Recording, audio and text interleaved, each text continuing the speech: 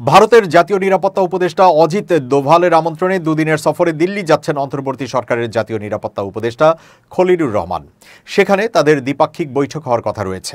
সূত্র জানিয়েছে, খলিলুর রহমানের সফর নিশ্চিত হয়েছে। তিনি আগামী 19 নভেম্বর ভারতের রাজধানী দিল্লি সফরে যাচ্ছেন। সেখানে তিনি ভারত মহাসাগরীয় অঞ্চলের দেশগুলোর জাতীয় নিরাপত্তা উপদেষ্টাদের সম্মেলনে অংশ নেবেন।